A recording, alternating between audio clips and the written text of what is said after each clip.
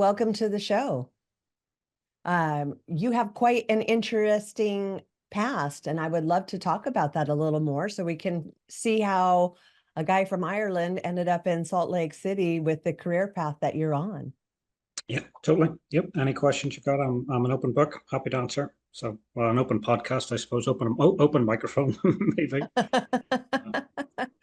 Absolutely. So you utilize art, that type of thing, in order to help other people? Yes. Yeah. Creativity, just creative communications skills and visceral experiences to help people understand their past, present, and futures. And it's all based around, it's really with a focus on mental health and recovery. But I like to, well, I don't like to say, but there's 1 in 5 people that have got a mental health diagnosis or a mental illness diagnosis. But uh, I'd like to say there's 1 in 1 people that are affected by mental health because everybody has had an experience, either their own personal experience through either maybe clinical, but everyone's had a situational depressive episode or anxiety inducing episode. And everybody has got a family member, a friend, a colleague, or somebody that they have crossed paths with that have been introduced into the mental health world, and found a way to support each other. So when you say like every person's been affected, so we're talking about like trauma, PTSD, could that be classified in that area? Totally. Yeah. Yeah. But then, even like we can talk about trauma gets bandied around a lot. There's obviously different levels. It could be traumatizing for someone to lose their job, lose a relationship. It's of course PTSD really that has kind of changed as well over the years. Like I'm a conflict based PTSD. So of course, when PTSD first arose, it was very much veteran based. Yep. Conflicts were, but now, even in workplaces, people say, "Oh, that meeting has given me PTSD," or "That email has given me PTSD." Yeah. No, and we have to be conscious that okay, it's a commonly used term now. But we have to be conscious of, is it a true diagnosis? Are people really and just being conscious that we are being respectful, for people that genuinely are have experiencing like difficulty through a genuine um, diagnostic experience.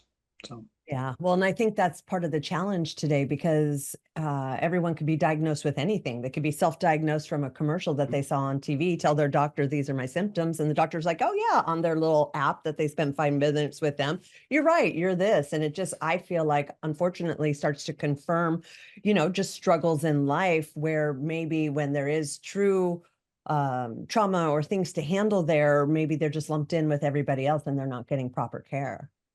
totally, totally. And so what happened in your life to put you on the path that you're on? That didn't happen by accident, I'm assuming. No, I kind of look back now where I am in my life, and we can play the game and say, hey, it's a series of events that got me here, a series of unrelated events, or we can say, hey, all these things had to happen in order to get me to where I am, because I truly believe that my skill set and my talents, that have all come together to be able to produce what I do today, and all of my experiences kind of pointed me in that direction. Um, and it was just the 40 odd years that it took me to realize, hey, I should be doing this, instead of trying to be something that I'm not, trying to fit into the cookie cutter piece, that either my parents or my school teachers or my community sort of tried to shoehorn me into. And I would try to mold myself in those areas, but I just couldn't, Yeah. So anyway, so my background is, as I mentioned, conflict-based PTSD, and so if we know anything about Northern Ireland and about the troubles in Northern Ireland, just a quick history lesson for Please. listeners or viewers that don't know. So Northern Ireland is a different country than Southern Ireland, and there's been political strife for hundreds of years there, which turned violent with the terrorist organizations in the early 1900s, and then it lasted through up until 1996 when the peace process and the ceasefire started, and those elements. But it's been going for hundreds of years, and it's really based on community division, based on religious oppression, really, between Catholic and Protestant. A lot of similarities to what we're experiencing in life today, where there's a line drawn in the sand and you're on one side of the wall or the other side. And it's very difficult to kind of cross over that line and try to make friends and make communities. So I was there. I was born there, and my dad happened to be chief inspector of the police, so we were targeted for that over the years, and many attempts on my life, on my dad's life, on the family life. Many experiences with gun violence, with bombings, with just violence directed towards my dad mostly, and then the family, and then by proxy, me. And I was kind of thrust into that as far as just being born into the situation. I had no idea. I didn't ask for it. I didn't sign up. I didn't sign on the dotted line to fight for it, whatever. But it was my life. I had no other experience. For me as a young fella, it was great. Yeah, like I look back and I think, well, it was great because I was playing real army. It wasn't like you pick up a acorn and pretend it's your grenade, like the way we boys do it. It's difficult now with the modern age when everybody, they're on their phones. There's no imagination play in kids. There's no toys or anything. Yep. Kind of broke my heart, maybe 5 years ago when the new Star Wars films came out. I thought, great, I'm going to buy him all the Star Wars toys for Christmas. And he just left. He didn't touch them. And it was so heartbreaking not to be able to have that imagination play. So as I say, I was involved there and just all of those difficulties, but I still went to school. I still played football. I still, engaged in activities, but just with the extenuating violent circumstances that were going on around me. And then when the peace process started and the ceasefire started in like 94, about 1994, and it's funny, Bill Clinton came over and played a saxophone and turned the Christmas lights on, and then there was peace. That's all it took. Wow. Yeah, no, he came over, and that's what happened. And I actually remember this. Like, that's how crazy it is. He was on Arsenio Hall, and then he was over there. It's like, oh, okay. Totally, because at that time, like Northern Ireland is such a small, insignificant country on the scheme of things, the world. But at that time, it was the world terrorist organization. Whatever happened, it was on the news. And it was a real big deal. And I remember too when he came over, they had scuba divers. Like it was so funny because when Air Force One landed and the security, the heightened security was so through the roof, and they had scuba divers in the sewers and everything, and just because it was pretty funny. And Ew. anyway, I would not want that job. That would be a terrible job. Yeah. So anyway, and I say that as it was like, of course, it's the same as any sort of dignitary from any other country, sort of swinging in and saying, we know best. This is how we're going to do it, and then taking the praise. Of course, and I joke, it's like you play the saxophone, turn the Christmas lights on. There was no, that was it. He didn't broker a deal anyway. But the key was that people started talking. You know, the divide in the community, people started communicating, people started talking. And there was one organization that my brother actually started called 028, because if you want to phone Northern Ireland, even to this day, the phone number is 028. That's your phone code. So For the that's whole your country. base. Yeah. Yeah. So that's your base common denominator. You Hmm. know, whatever side you're on, that's your phone number, you know. So it was just cool marketing. And basically it was like a matchmaking service, but not romantic based. It was just friendship and community. Oh, Because as I say, there was a wall right down the middle of Belfast that was called the Peace Line that divided the Catholic and the Protestant communities. So really, you had no interaction, no engagement with your counterpart. And I certainly had never met a Catholic, throughout my entire wow. life, because we were so segregated. Yeah. And it's so silly because we're all,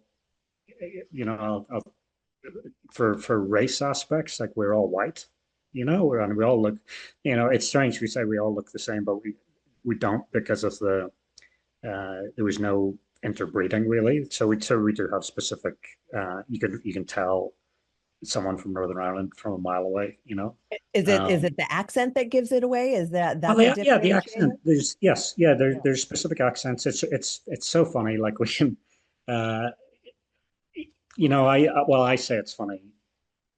There's different ways that you can. It's profiling, but there are physicalities that you Hmm. can, um, pinpoint.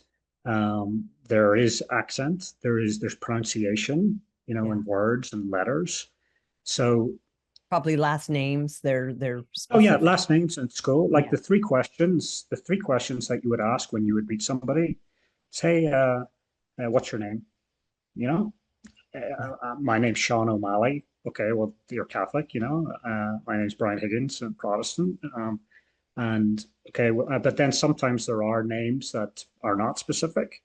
So then you say, okay, well, what school did you go to? So, well, I went to St. Mary's, and then you could tell. Yep. Um, and then after that, it's where do you live, and it's Mhm. very much segregated, finitely. Yeah. So Well, and those are this was the, before the internet and social media and all that kind of stuff. So you actually had to figure this stuff out in person. There wasn't like hiding exactly, behind the computer and all that kind of stuff. This was all face to yeah. face. And there was elements of safety, because you had to work out, hey, if it's like you're at the disco, whatever, and you're trying to chat up a girl, whatever, you have to kind of, it's so strange. Like looking back, like I had to make that decision in that moment. Should I dance with this girl or not? Because, Yeah.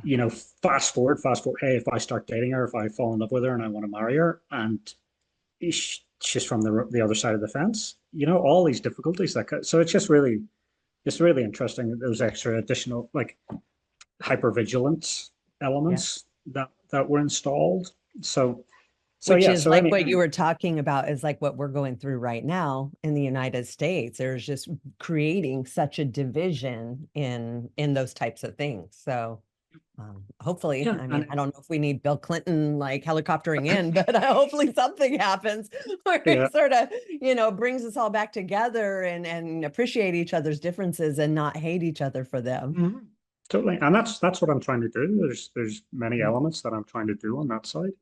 So, well, with 028, to finish up that story. So 028. So as I say, it wasn't a romantic matchmaking service. It was, it just community friendship. So as I mentioned, like 80% of the country had never met their counterpart. So maybe even higher than that. And you were genuinely raised to believe that these people are evil, that these people are less than or other, and I believed it because I was being told. But you're being told by your peers, your community, but you're also seeing the violence around you. You're seeing the shootings, bombings, so it's being hammered into you. Like, yeah, of course they're bad because they're killing everybody. So Yeah. Well, and you know, the specifically you, because you were the police's son, like you were literally being targeted. indeed. Um, and so again, the connection to today, it's the same, like because we are seeing the violence that's erupting. So it is hammering down, like what, how could people do this? Oh, they're, and we see like the conspiracy theories, like, oh, they're sacrificing babies and they're doing all this stuff. And the more you see it and the more you live in your little silo, you're going to believe it, and you're going to continually like not want to reach across the divide to say hello. So, um, but 028, that's what it was. So you could, again, back in the days before the internet, you could phone up, you could phone up 028 and say, hey, my name's John. I'm a Protestant. I am 22, whatever, and I love Manchester United football team, and I love the Rolling Stones, and I love cheeseburgers. The three things. And then they'd say, great stuff. We've got a fella, Sean. He's 23. He loves Liverpool. He loves the Beatles. And he loves hot dogs. Whatever. I'm just giving you. Yeah. So that was things that then there'd be a chaperone element where you'd come and have a cup of tea or a pint or whatever. And then you say, hey, John, this is Sean. And then you would say, wow.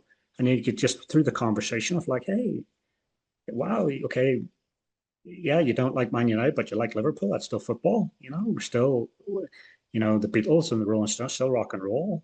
Yeah. Burgers and hot dogs. They're still bread-based meals. Me, yeah. Yeah. So Yeah, similar, but not same. So you could see and appreciate the differences, but the similarities. yeah. And then just that concept of like, oh wow, you are Sean, not you are the derogatory term that I've been raised to call you. Yeah. And then over the course of time, you'd get to be friends. You'd maybe go to a football match, you'd go to a concert, and try to break down that barrier. And it worked very, very well with the younger generation, because that's the younger generation wanted change. The older people are still stuck in their ways, because it's the unfortunate thing. It's really based on father to son, like with any conflict, it's father to son, father to son, father to son. And you got to break that cycle, and it's the youth that are always the ones that you got to connect with. So Did so you that say it was was your brother that started that?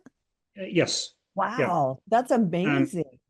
it was actually another Bill Clinton connection. So the Tony Campolo, who was the Clinton administration's religious and spiritual advisor, he was working with my brother as well Wow, to set it up. So that's yeah, amazing. yeah. Um, so, but then then it disbanded because it did as much as it needed to do. Yeah. It did its job, which is great. Organizations and foundations should sometimes disband after they've done the work that they need to do. Like it's hard to keep throttling something, to squeeze every last drop out of it. You should just like, hey, here's the project. We completed the project. On we go. Onward and upward. Greener pastures. So the peace process started and the ceasefire started, and for the and we all had to go and vote if we wanted peace, yes or no. It literally the whole country had to go and vote, and it was just a yes or no, straightforward answer.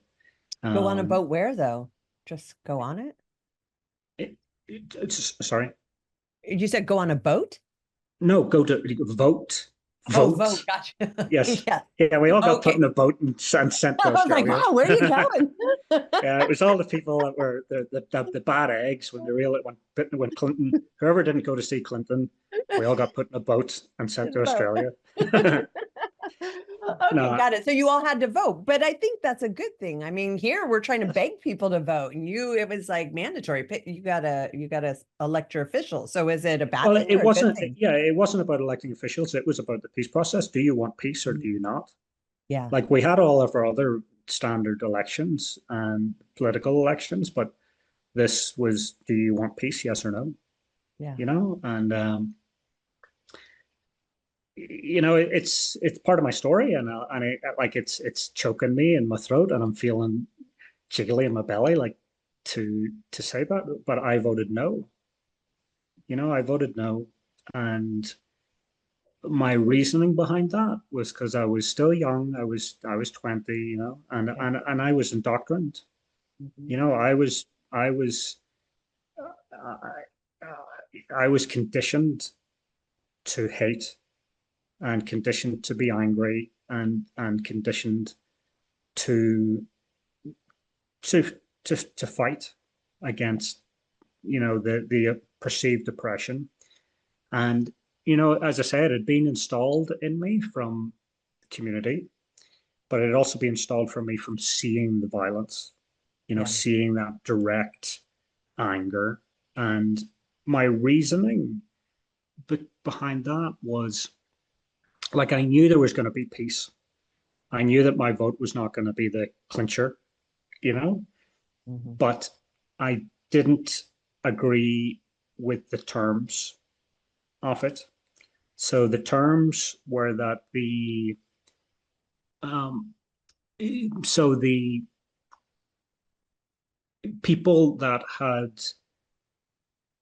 had killed people, like people who had been in the violent struggle, were now able to be politicians. Were Mm. now able to be so that there's one particular fella that was convicted, a convicted, you know, murderer, and has been involved in many, many atrocities, and he got to be Minister for Education. And I didn't. That's what I did not agree with. Yeah. So I was more just like kind of stamping my young angry man foot and Yeah. saying, I'm gonna, because I don't want to tell my grandchildren that I. Yeah, but it was stupid. I was stupid. I was young angry man, and Well, also, I mean, your brain is still forming. Like it's not fully formed, especially for a male, till you're like 25 years old. So I'm not saying that everybody under 25 has an excuse, but you're still growing and learning in what you've been exposed to. And you felt like you were doing the right thing. You felt like that was the thing you needed to do to be okay with indeed, living with yourself. yeah. And it's a big regret. It's a big, massive regret for my life, and but it was confirmation bias as well, because all my mates were doing that, and I was able to go to the pub afterwards and go, Mhm. But as I say, like, I knew that there was still going to be peace. I knew that it was just to be, stuck in my own reality. But we, we fast forward a little bit, and then there was a special visa that was that was invented for people like myself that had been directly affected by the troubles, the difficulties, the terrorist activities. Um, I think it's a funny little joke. Like, been hundreds of years of political violence and physical violence, and in all the Celtic wisdom, we decided to call it the Troubles. It's just a wee bit of trouble. um, so No big deal. yeah, but that's the Celtic way. It's the Irish way. It's like, yeah, things are bad, but we'll just do a wee jig and it'll be okay. You Yeah. know. So the visa was there was a conflict. It was a conflict resolution based visa, and I was given the opportunity to go to other conflict areas and live in those spaces, and by a process of me just going to school, going to work, go and play football, go to the discos, things like that. Hopefully that would provide mentorship to the younger generation that were in their specific conflicts, that were in the same type of boat that I was in. That when you're in your little silo and you've only got, your brothers or your older fellas, that are out doing the cool things, the cool violent things, you're going to follow that if you don't have other role models to be, oh, Sure. well, I can get a job, I can move on. So that was the idea behind the visa. And it was kind of like a teddy bear claw machine where it would pick me up and put me into conflict areas. Wow. and And were you put in as like a conflict resolution type person no, no, there was no just to training. live? Yeah. Yeah, it was just to be there and to just to live my life, Wow. just to be and like an installed, basically just to kind of, adding another ingredient, adding a positive ingredient to make Mm. the recipe taste better, Wow. whereas all the other ingredients in those spaces were just the opposing the opposing factions, whatever. And for me, like I came to America and it was a lot of gang violence, gang areas that I would put into, you know. Yeah. So that was even actually really more difficult because I had no idea. Like my understanding of gang violence was Dr. Dre and being exposed to that kind of music. Yeah. Um, so but I did my thing and I did a lot of cultural events. You know, I learned how to dance in a dragon for Chinese New Year, and Wow.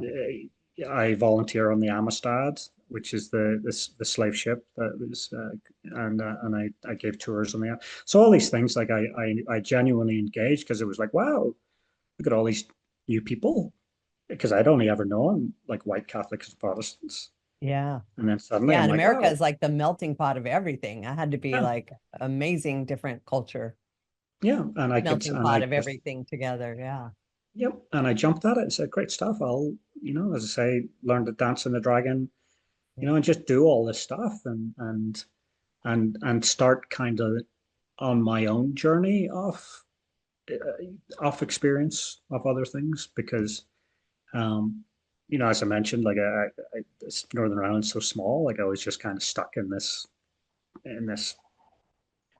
you know silo. I keep saying silo. I'll try to come up with a different word, but Yeah, but it reminds me of like Hawaii. You get like island fever. There you can't really leave. It's kind of small, but yeah, it's yeah, uh yeah, contained, I guess. indeed. So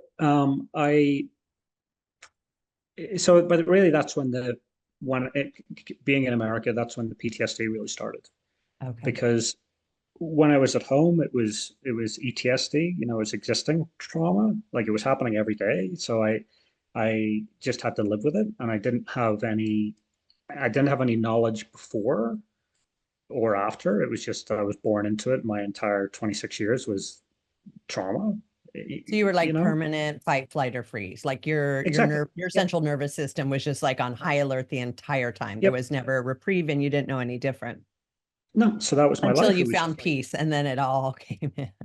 yeah, and as I came to America, now I didn't have to worry about why that car was parked there. Was there a bomb there? Who was talking to who? Like all this hypervigilance it just went away. But physically I was safe, but emotionally it was it was all wrong because I couldn't just turn the switch off and now suddenly be like skipping down the road, having a great old time. Yeah. My mind, that's, as I say, when the PTSD, that's when the night terrors and the flashbacks and all came in. But I had no education, no knowledge of what this was about. It was so realistic to me that I Mm. truly believed that all this stuff was happening. I truly believed that the there were still attempts on my life and that there were bombs under my bed and all these things and Yeah. all this atrocious stuff. And so it was all subconscious sabotage. And But like you uh, said, it's almost worse because it's all those years that you were able to keep compartmentalized are now just coming in on you because you're not in a real survival situation. So now all that trauma just comes in at mhm, once. It's yeah, overwhelming.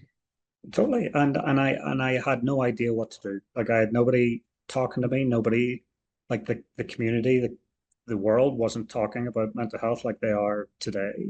So I had no safe space to talk, no nothing. And so again, in all my Celtic wisdom, I just decided to drink more, drink and drug more to make it go away. But the problem with that is it doesn't make it go away. It just made everything else in my life go away. It made my friends go away, my family go away, my job go away, all my stuff. I ended up, I lost everything.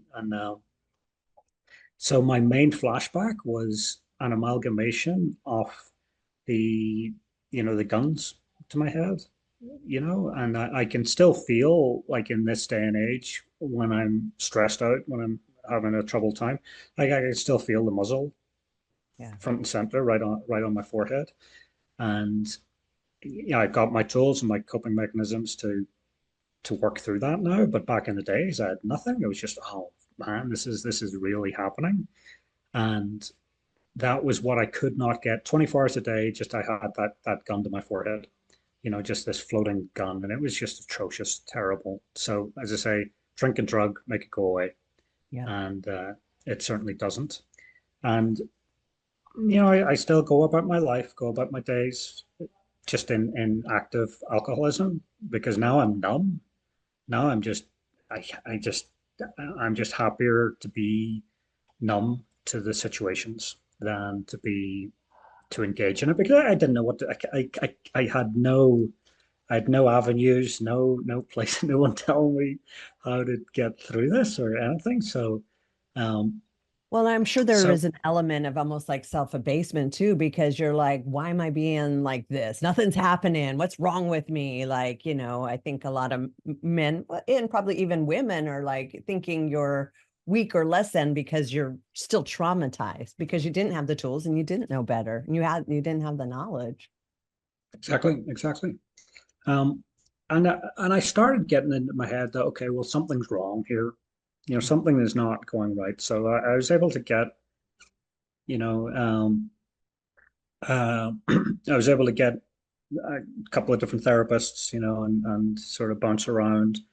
I ended up, that's when I first started going in and out of psych wards because I would go to the ER, Mm. um, to try to find help. And, just from alcoholism based falls or, you know, mental episodes where I was not being coherent and um, I'd end up in psych wards and things like that for 5 days, whatever, to detox and then be sent out on the merry way. And there's tons of stories that I can get into then, but we'll, for the sake of time, So I do a lot of geographicals, and geographicals in the world of recovery is, hey, it's not my fault. It's everyone else's fault. It's Mm. it's where I am. It's my job. It's my friends. It's my girlfriend. It's my it's so maybe if I go over here, if I go to the next town, if I go to the next city, everything will Mhm. be better. So I did a ton of geographicals, and of course, it's amazing with geographicals because wherever Yep. you go, you just keep choosing the wrong place, and it's And exactly you attract what you are. So you just continue no matter what town you go into, you attract exactly what you yep, are. yep. You But literally it's can't still that, escape it no matter where you go. and it's still that city's fault. So you go Yeah. to the next one, you go to the Yeah. next, you go to the next, and I end up in Salt Lake. I end up in Salt Lake City. Um, and then, I was a complete mess, just a terrible entity of a shell. And I just I couldn't do anything. And I was unemployable, unfriendable, Mm. just everything was just terrible. And I ended up fully homeless, you know, totally homeless. And at that stage, I had been in and out of treatment centers and I've been in psych wards and been through all these therapists and psychologists and on and off medication and just round and round. But because nobody could connect with what my my history was, Mhm. it was so fantastical to people. I couldn't get any kind. So I was just re-traumatizing. I was just like, hey, how just re-going over the stories, over the stories, over the stories, and it just didn't. There was just no answer for me because my troubles were massive to me.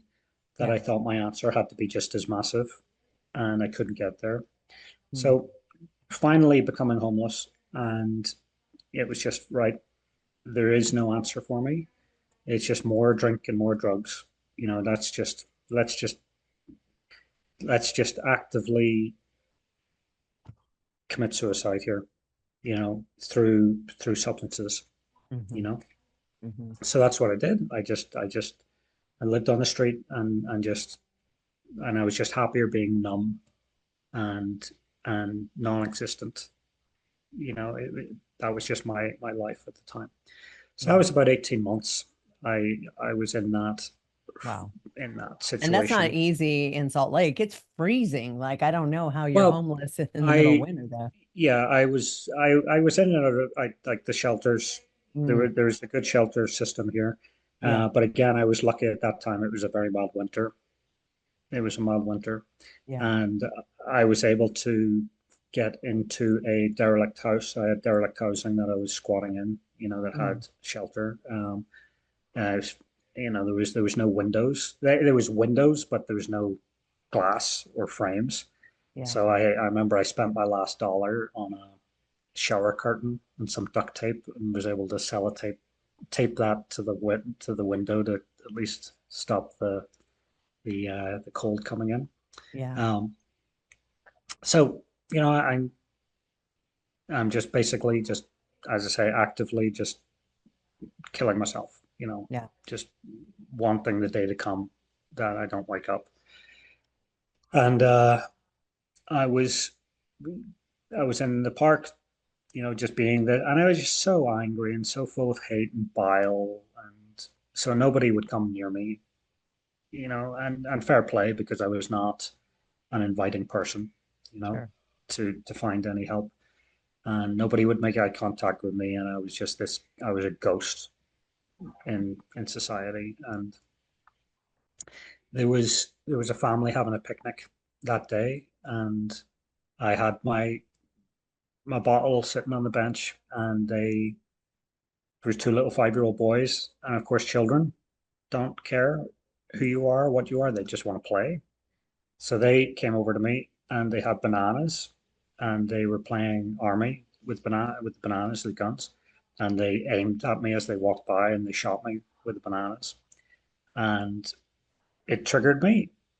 It triggered me, and everything came flooding back with the being held at gunpoint and guns to my head and all that. But it triggered me beneficially. So whatever reason, whether I'd finally hit my 10,000 hours and now I was an expert in PTSD, Mm. or it was fate, or whatever it was. But the idea popped into my head: look, if those two kids are truly believing that those bananas are guns, which they are in a child's imagination, there's no reason I can't believe the opposite is true, that guns are bananas.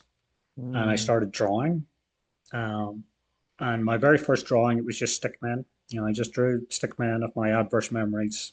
Me on the ground, another fella with a banana to my head instead of the gun. And I drew that every day. I drew that every day, just in different forms, and just all of my adverse memories and all of my violent memories, and just changing the bananas, you know. And it Mm. wasn't like, maybe sometimes it wasn't a full banana, it was just a streaky yellow, or just some kind of like interpretation. And I did that every day, and it took about 6 months, and it changed my understanding of the situation. I was able to engage with it differently. Like, it didn't change my memories. My memories were still like fully aware of what was going on, but it changed my subconscious stuff. So at nighttime, when I was asleep, unconscious, now my dreams and my flashbacks were bananas. Mm. It had really changed the subconscious element, and I was able to start lucid dreaming, and now I could interact, with them, and say, Wow. hey, what are you why are you trying to kill me with a banana? That's not Why don't you just throw the peel on the ground and hope I slip on it? you know and then I was able to interact and say, hey, hold on a minute, you're not trying to kill Brian Higgins, you're trying to kill what I represent. Yeah. You're not thinking about me, you don't know who I am. It's just I represent this adversary to you. Yeah. um, and you're probably only acting upon this because you've been told to do it, or you've been influenced to do it. It's not really who you are. So why don't we eat the banana? Why don't we peel the banana together and chat, and talk about it? So, um, That's amazing for several reasons. So it sounds like neuroplasty, like what Joe Dispenza talks about. You literally rewired your brain, your subconscious, and all that to something that was not a constant threat or danger to you. And I find that lucid dreaming amazing. Like the fact that you had that ability, that is other world. Like that is so cool. I love yeah, that. and I always lucid dreamt as a little boy. Like I could Okay. always do it, and I just didn't know what I was doing. Uh-huh. Like I could influence like every night because I had like alphabet wallpaper, and every night I would touch a letter for the dream that I wanted to have. So I could say, hey, I want to have a car chase dream tonight, or I want to, whatever dream, and I would sort of press C, and I could have these continuations, like soap opera dreams, where next chapter, and I could do it, and I could fly all around the world, and but I didn't know what I was doing. It was just that's just what I did, Yeah. as a creative mind. So I so Well, in after the the world you were banana, living in, it was a beautiful escape, right? Like you were exactly, creating your own 100%. reality where your otherwise life was not great. Yeah, That's so cool. fantastic. Exactly. And escapism, complete escapism. And Yeah. so the banana happened, and then I was able to get sober at that point, you know, for a moment or two. Not it wasn't it didn't stick, but I was able to get sober enough that I could start putting like having conscious thoughts again Mm. and being and understanding things. Because when I was actively using boozing and using, there was no conscious thought, you know, uh, no equations working in my head. And so I was able No, to put and it that's why you're together. doing it. You were trying to numb out all conscious thoughts. Yep. Yeah. So I was able to get into programs, into sustainable housing and stuff, and be able to work. I don't want to say work the system, but I was able to work the system. I was able to, hey, and it's difficult because when you make the decision to get sober and to start moving forward, it doesn't happen in 5 minutes. If you make the decision and go down to the treatment center and say, hey, I need help, it's not like, oh, fantastic, here you go, take this, Yep. well done, off out the door, Yeah. and you're You're good. Like, fixed. Bye. yeah, Yeah. there's a level of administrative stuff. Mhm. Let's fill in this form, let's get you processed, let's do all this. And that can be such a barrier and a hurdle to people, who don't have their ID, don't have fixed address, don't have insurance, all these elements. So, and that was a barrier to me. It's so silly because I was the quintessential, homeless person, not washing, not nothing, but I was embarrassed to fill in a form, that but it's just so anyway. So I was able to get into sustainable housing and start working through and getting sober, and it took about 6 months from the moment that the banana happened to sustainable housing, and I was able to Which put isn't together my that long in the big like picture. I mean, it probably seemed like an eternity for you at that time, but in the big picture of life, that's not that long. no, no, and I was able to start getting back getting into the workforce again and working again, and then like losing my job and you're falling off the wagon, drinking again, and round in circles. Just and it took me a long, long time to get fully clean and sober. And at the moment, I've got 6.5 years, which is Oh, which is top notch. congratulations. But it took me a long, long time to get there. A lot of retreads and a lot of experimentation. But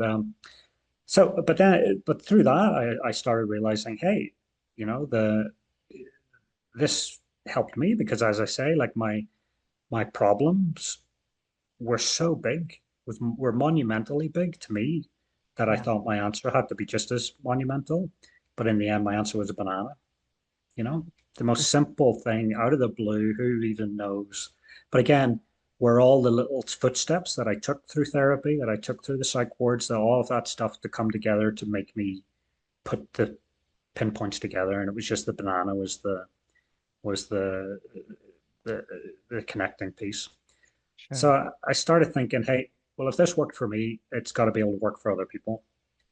So I that's when I started my organization, and like the nonprofit. I thought, right, let's let's let's try to implement this. Let's try to reproduce this exact situation to help others, because Yeah. again, my mind was still not fully formed, and I in recovery, and I thought, right, this this situation can only work with bananas and guns. No other ability. So who has difficulty with gun violence? The VA, the veterans. Let's go to the VA.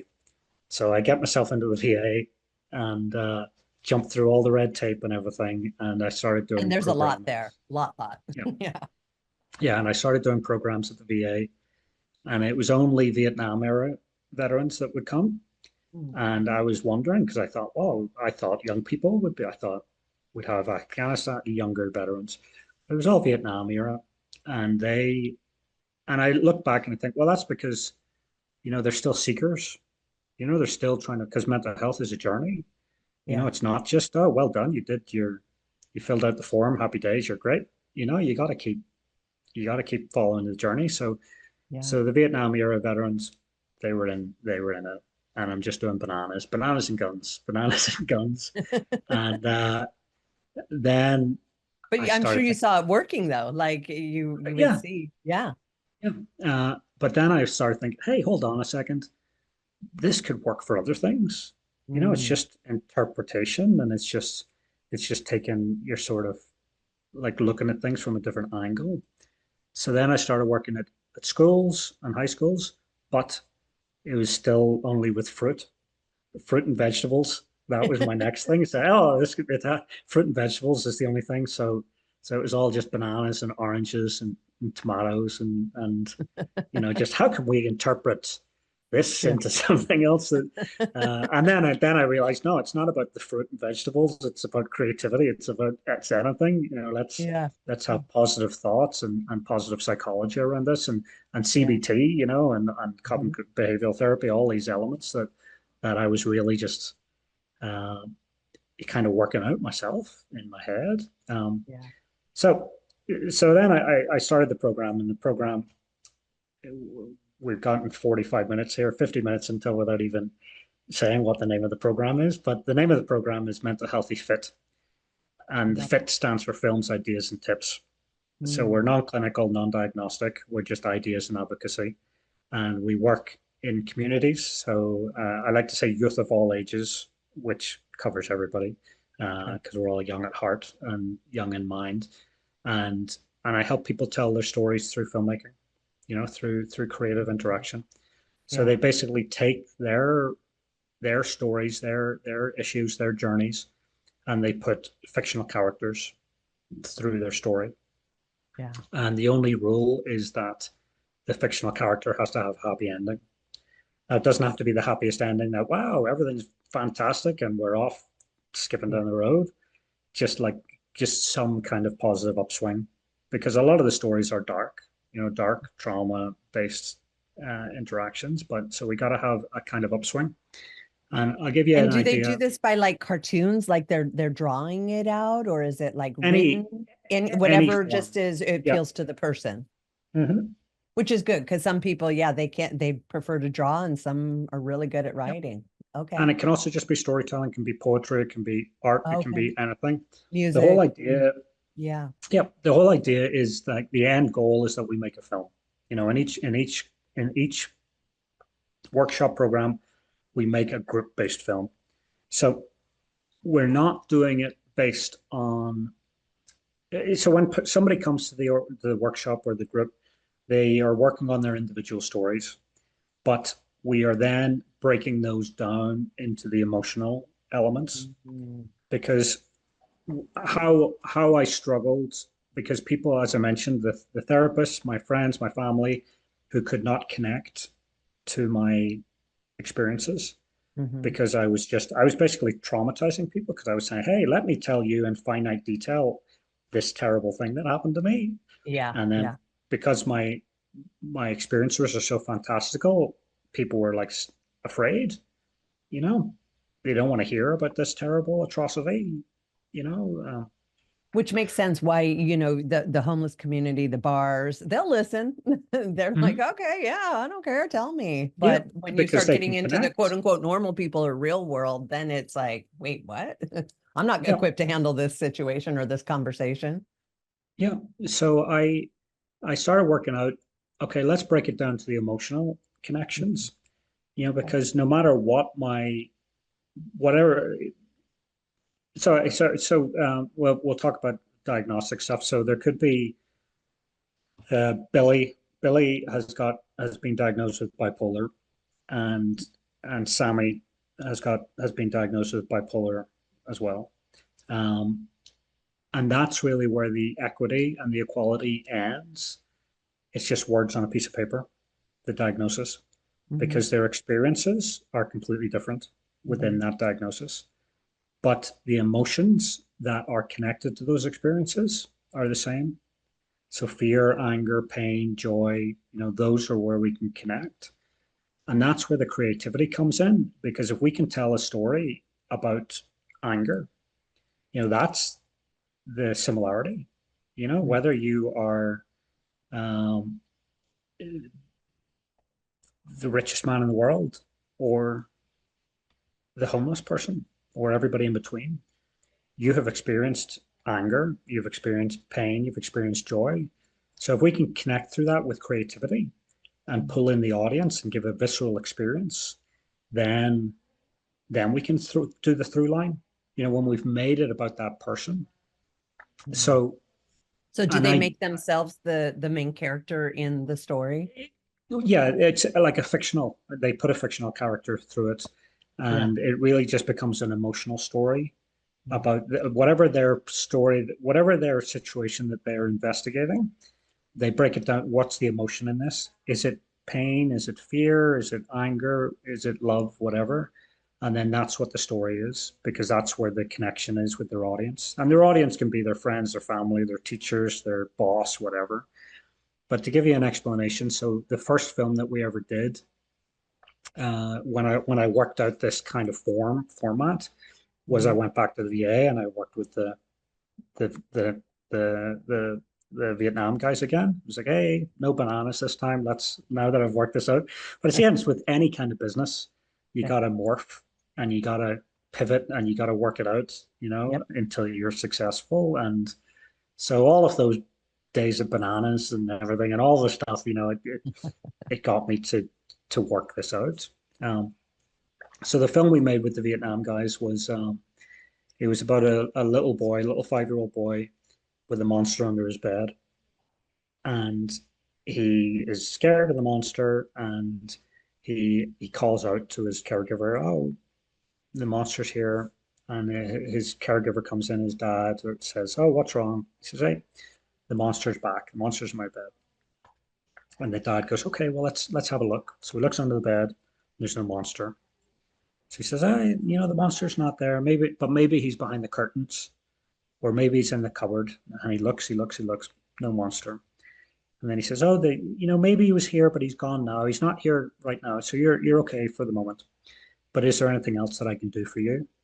And the wee boy says, "Yeah, can you just leave the door open a little bit and listen if I need more help?"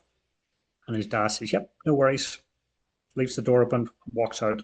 And as soon as he walks out, the camera pulls back, and then we see the red eyes of the monster under the bed. And that's the film. Oh, There's no moral about, oh, blah, blah, blah, blah. It's that's the film. So we show that, and everybody connects, and it's like, wow, I remember when my monster was under the bed. I remember when I was scared of the dark. And it was so comforting when somebody would come and listen to me. So then we screen the film. We go to schools, we go to treatment centers, we travel around, we show the films. The audience is like, oh, my monster was called whatever, and it had big pointy teeth, you know. Yeah. Then the filmmakers get to come out and they talk and they say, hey, I made the film about the monster under the bed. The monster represents my PTSD, my addiction, my suicidal ideation. You know, it will always be under the bed because it is my true monster. It exists. And if it comes out from under the bed, it will kill me, true as Mm. day. So Mhm. I have to do everything in my power to keep it under the bed, which means being vulnerable enough to ask for help. Mm. And that's all great when we're vulnerable enough to ask for help. Yeah. But the community as a whole doesn't know how to answer that question. But as we can see, when the dad comes in, he doesn't say, don't be stupid. Go to sleep. Go to sleep. There's no monsters. Go to Yeah. bed. You're bother. What are you talking about? He Yeah. listens and he says, okay, let's check. Okay, the monster's not under your bed. He might be behind the curtain. Let's engage. And then the genuine, what else can I do for you? It's not me. I provided a solution. Do it my way. It's like, what can I do for you? You want me to leave the door open? Great. Leave the door open. And that is the issue because, really what I'm trying to do is inspire and motivate people to ask the two hardest questions, which is I don't know and I need help. Mhm. But when we're vulnerable enough to ask those questions, the problem is people don't know how to answer them.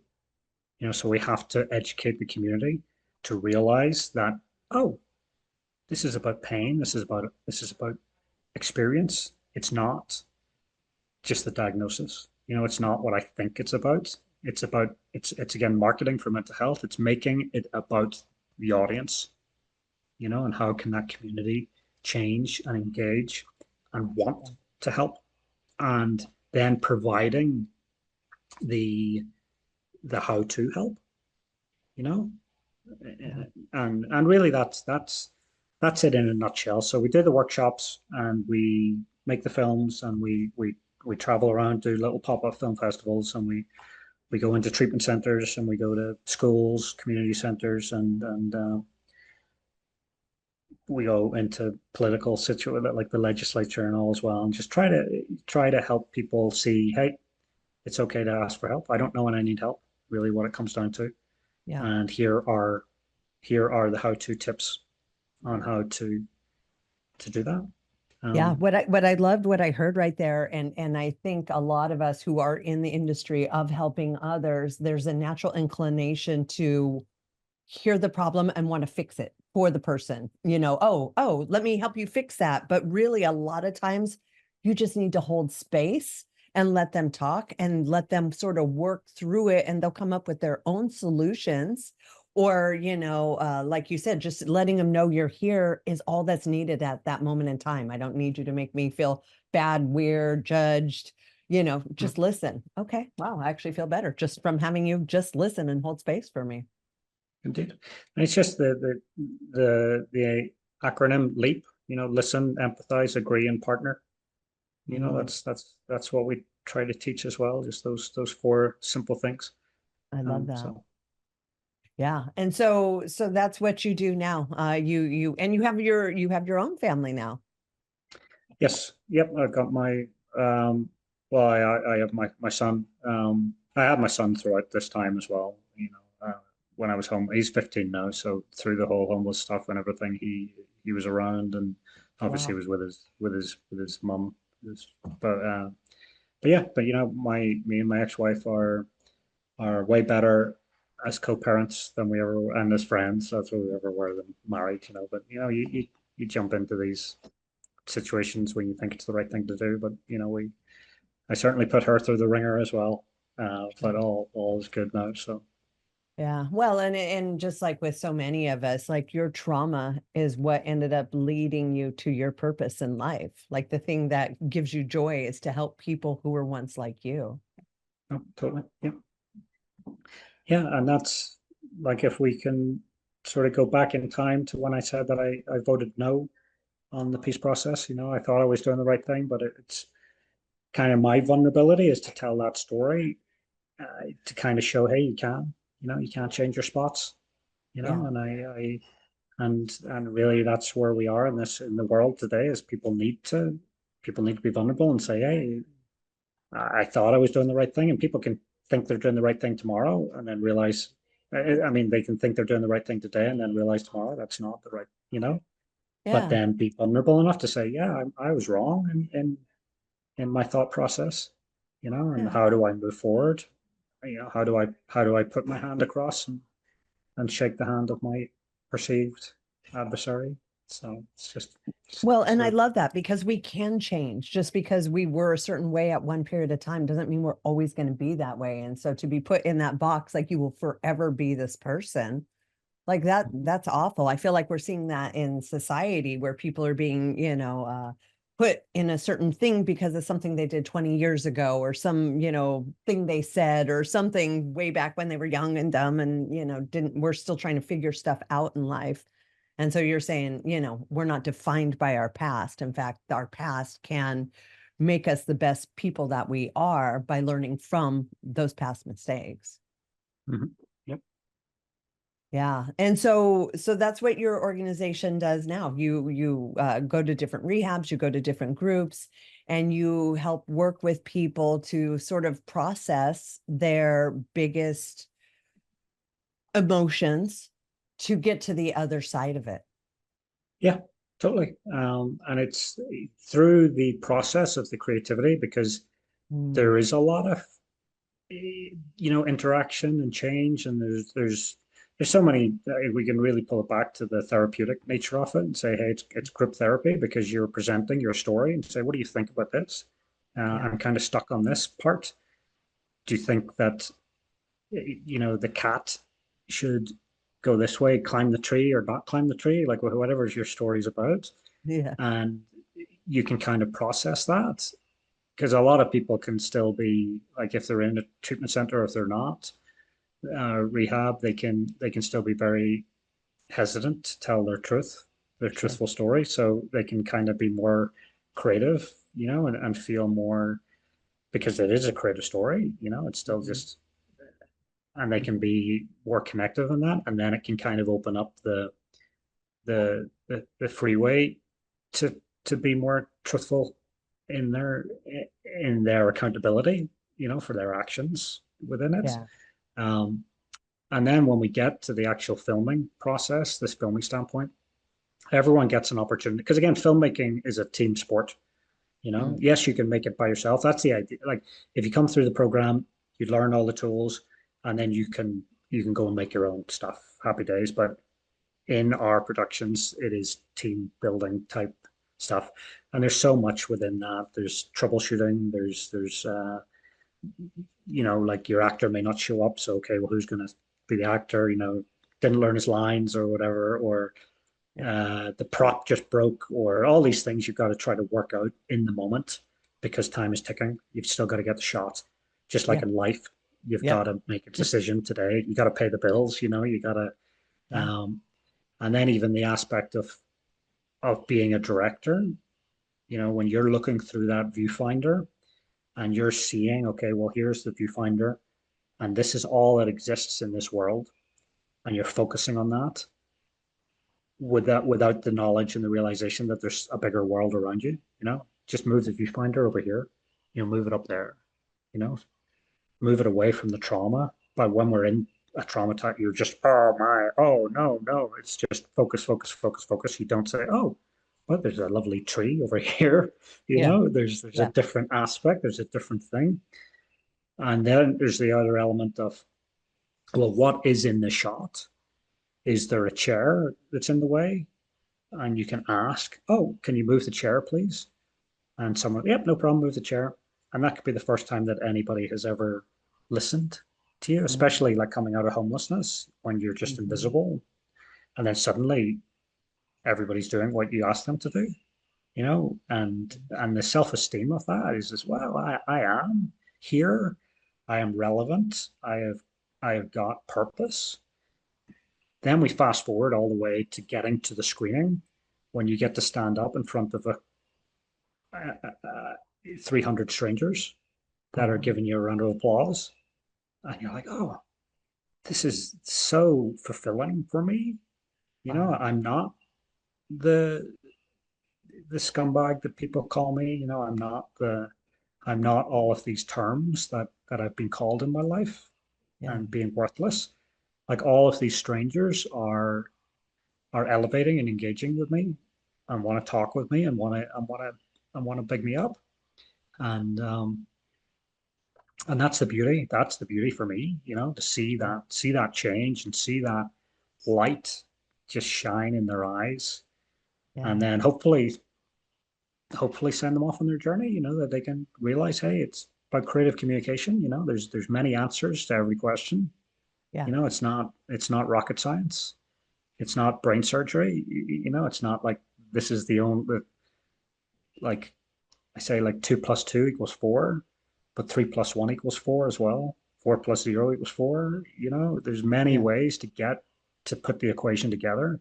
But Sure. when we're in a mental health crisis or in active addiction, there seems to be only one answer. There Yeah. seems to be only one focal point, and we can't. We just it's just so difficult to deviate. And to say it's great for the person to make the plan to change, but the community has to go on that journey with them. You Yep. know, you got to have Absolutely. your producer, you got to have your lighting guy, you got to have your sound guy, you got to have your editor, you got to have all of this team in order to produce the final product. How long does that process take from like the first time you meet with them all the way through the production and the actual 4 weeks. viewing? 4 weeks. 4 weeks? We yeah is the workshop is 4 weeks. Overall, it's 6 weeks really. So we've got a 4 week program where we're doing the workshops, and then it's 2 weeks to organize the screening.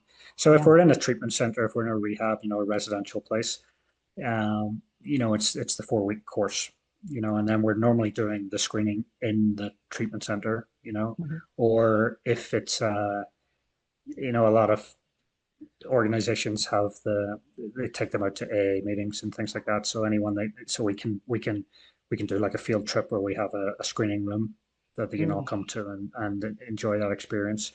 Um, we can also do it in a day. You know, sometimes people just want it to do like a half day. Again, you know, we're not making a film in that day. You know, we're going to write a poem. You know, and then we're going to Mm. present that. We're going to do some kind Yeah. of creativity, and Yeah. usually that's how we look at it. We do a like a one-off engagement, like a lunch and learn, a 2 hour program in order to show proof of concept. And Yeah. then we say, hey, well, why don't we do the full program? Why don't we work towards that? Because, you know, it is a difficult thing for people to really grasp and understand because it's its own thing. You know, if I was And it's running a an long orphanage, commitment. So a lot of people are in and out, in and out, and to keep yeah, them there for that duration to get to that final yeah, product. Yeah. yeah. Well, when I say 4 weeks, it's only one 2 hour class per week.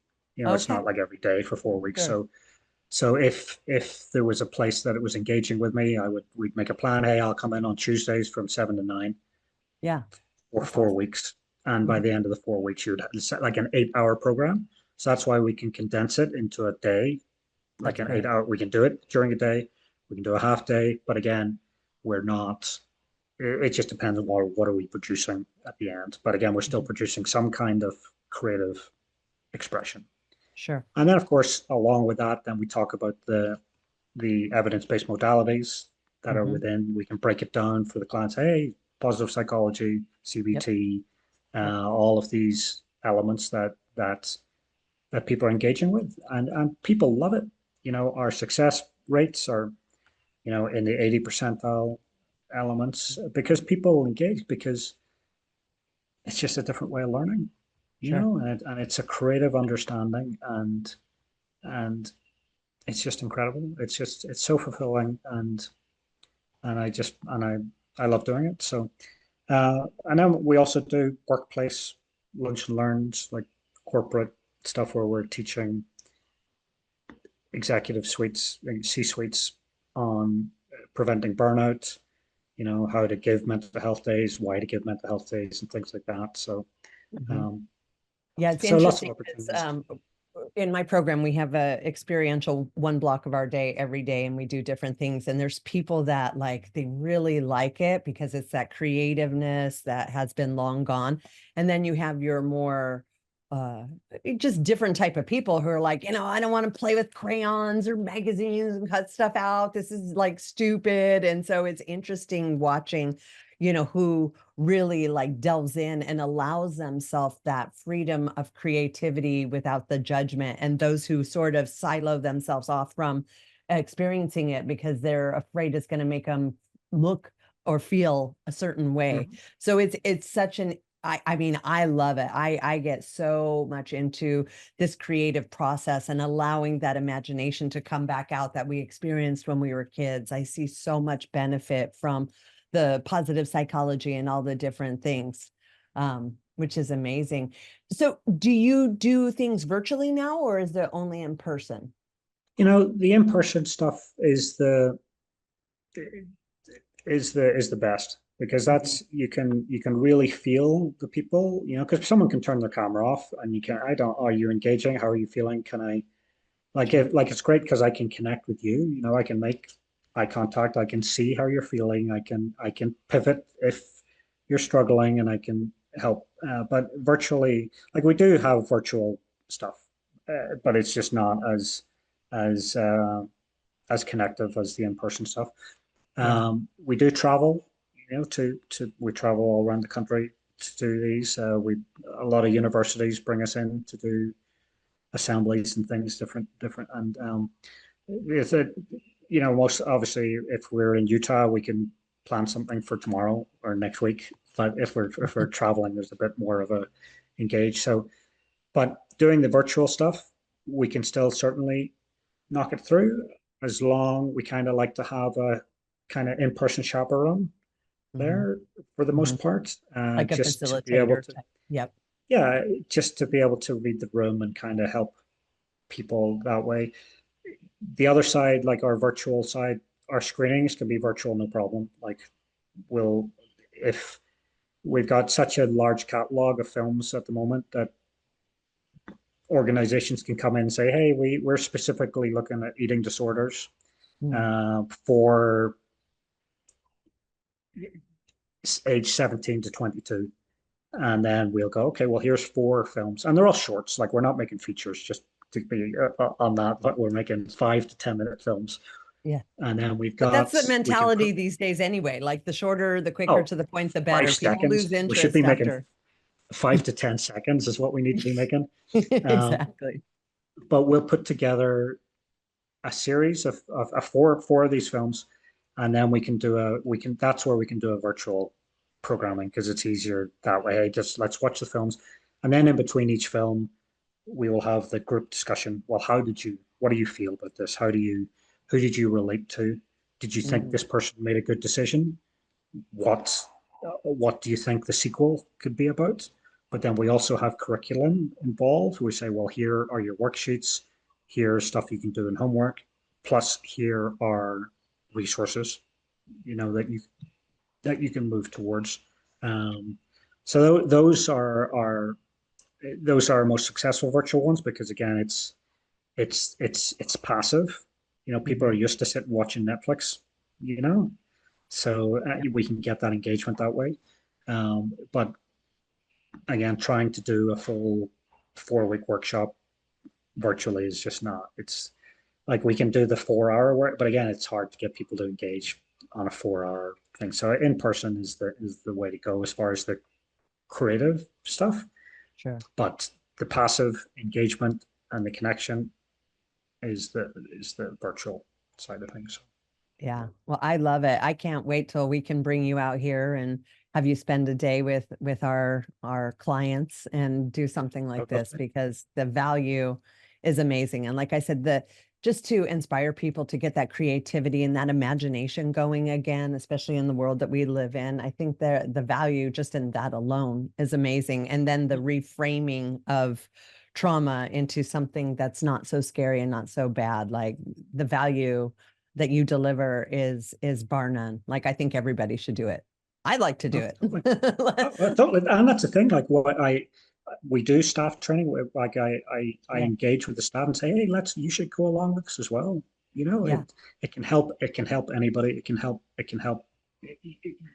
everybody. And do I have one of my books? I've got a couple of books. I'll send you my books.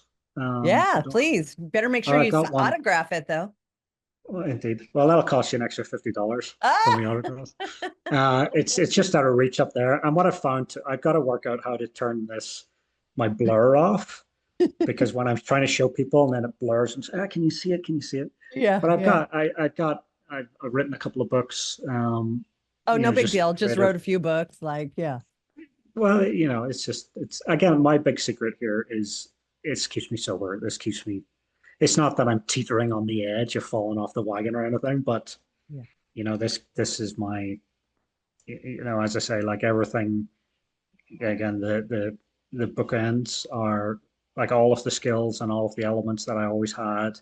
It was just getting to be took me 40 years to work out how to put them all together and be Yeah. my own person, be my own, like I fit in the world with my skills and talents, Yeah. and I fit a great piece. And it's cool too. Like next weekend, I'm doing like a autism festival, autism convention. I'm doing the keynote, Oh, and wow. all about neurodivergence, and then a whole day of mental health elements in autism and neurodivergence. So it's just a great, and you know the if I ever thought that whiskey tasted good, it, it's nothing compared to a good cup of sobriety. Mm, I You know, love that. um, Love that. and I'll down that drink of sobriety every day. You know, and chug it. That's Um, right. but it's just so cool to get out there and get that applause and get that appreciation and get that positivity. It's just a beautiful, beautiful, beautiful, beautiful, beautiful. It is. Well, especially after being denied it for so much of your life. Like you truly appreciate it when you hear it. You know, weren't raised in the everybody gets an award and you get applauded for everything you do. Like you literally went through a lifetime of hell before you got to that. So I love that you're fully accepting and appreciating the acknowledgement that you definitely Mhm. deserve for surviving what you've survived and creating what you've created. Well, thank you. And Yeah. again, the vulnerability of talking about the darkness behind, it Yeah. happened, and people need to be honest about their mistakes and their trials and tribulations, and we'll Yeah, all and move a lot of forward. times it just takes the right person to be able to feel safe with to do that. That's not going to judge them and make it even worse. And you gotta. I believe it's important to have the right um, audience or the right person to help you sort of navigate that, because there's a lot of people out there that have their own wounds that just will get triggered and not know how to help somebody else. So I think it is important to get the appropriate type of help that you need to process. And it sounds to me like you're that guy. And I love that. And the timing of this is perfect because, and I'm sure you already know this, with October being Mental Health Awareness Month, the timing of you coming on the show, and we'll be getting this out this week, is perfect as well, because hopefully we can help you help others on Yes, this path of mental health for sure. cool, great stuff. So how do our listeners get a hold of you, contact you, reach out to you for services? Yeah, if you go to the website, it's mentalhealthyfit.org. And all of the information, all of the workshops are there, all the contact details and everything. You'll be able to jump in and watch a bunch of our showcase films as well. Oh, you can watch them straight from there. You get like a taste of that. There we have it. There we've got a set series. Like we've got like a couple of hundred films, so we don't have them all on there, but we have specific ones that you can jump onto, and you can kind of you can do them based on just the film, or you can do them based on the theme or the issue that they're discussing. We have them Mhm. kind of categorized like that, and then you can reach out to me through the website. Um, they'll all come to me, and I'll happy to help and move forward. So I love that. And I'd love to be able to utilize that as a resource for, our clients after they leave, or even, we'll figure out creative ways to do it while they're in the program. great. So thank you so much for coming on the show today. This has been an amazing conversation. Like, I'm just so honored to have had this conversation, knowing what you've lived through, and then how you took that adversity and turned it into like your superpower. I just think this is so amazing, and I'm very grateful for you and all the work that you've done. Thank you very much.